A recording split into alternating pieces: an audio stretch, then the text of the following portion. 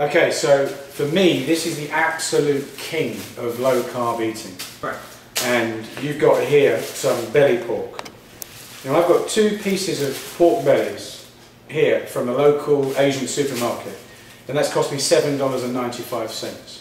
Now remember one thing, okay, this is a low-carb, not a no-carb diet, and also high in fat. And that's the critical thing in a low-carb diet, and where so many people get it wrong.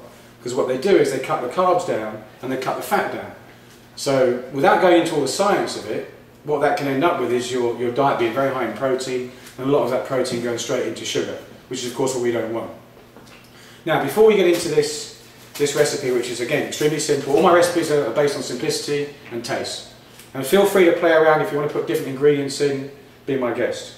Now, when you're doing a low-carb diet, it's critical, if you start from, let's say, day 1, and you're coming from what we call the natural or the Western high-carbohydrate sugar diet, you can't immediately stop and then eat just pure fat and carbohydrate and meat, because you're going to get dizzy, you're going to get all these things that people complain about when they go on diets such as the Atkins diet. And the problem with that is you're almost sending your body into shock. Now, our bodies are primed to use fat for energy. But over the years, centuries, whatever, we've become adapted to sugar. And most of us get on a low carbohydrate diet because we want to lose weight, and we're told that sugar is the enemy of weight loss, and a low carb diet will help us, and away we go. Atkins being the classic example. Now the Atkins induction phase can take you down to as low as 20 grams of carbohydrates a day, which if you're going from like 300 is suicide.